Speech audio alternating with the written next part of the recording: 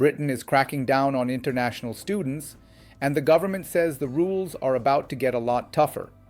For the first time ever, the Home Office will directly contact tens of thousands of foreign students, warning them they could be removed from the UK if they overstay their visas. But critics argue this is less about immigration control and more about politics. So, what's really going on here?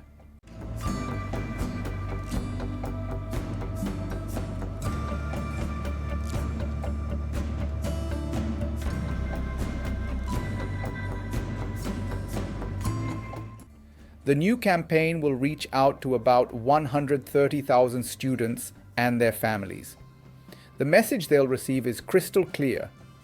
Overstaying your visa or making weak asylum claims won't be tolerated. The Home Office has said it will swiftly and robustly refuse any claim that lacks merit, and if you have no legal right to remain, you'll be removed. Why is this happening now? Officials say the student visa route is being abused. In the year to June 2025, more than 41,000 asylum claims were made by people who entered the UK legally with visas. The biggest group among them? Students, nearly 16,000 last year, almost 6 times higher than in 2020. And although many of these claims are genuine, ministers argue that too many students are applying for asylum simply to extend their stay once their visas expire. But not everyone agrees with this approach.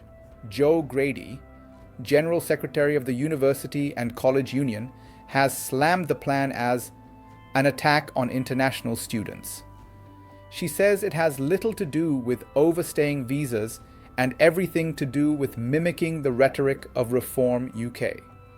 In her view, international students should be celebrated, not targeted, for their contributions to Britain's economy and higher education sector.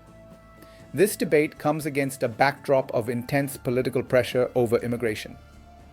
Headlines have largely focused on small boat crossings, but the data shows a similar number of asylum claims now come from legal arrivals. Of 111,000 claims in the last year, 39% came from small boats, while 37% came from visa holders.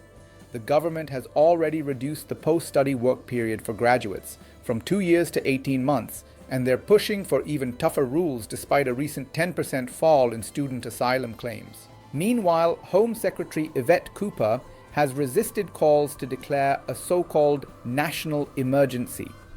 She's defended Labour's approach as practical and sensible, contrasting it with the Conservatives' Rwanda plan, which spent £700 million and deported just 4 people in 2 years.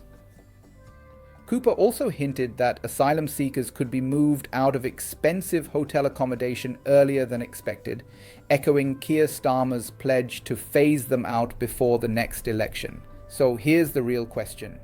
Is the UK risking its reputation as a global education hub, or is it simply taking long overdue action to restore confidence in the immigration system? For international students contributing billions to Britain's economy, the message is simple. Stay within the rules or face removal. The stakes are high, and the choices made now could shape the country's future for years to come. Thanks for watching. What do you think?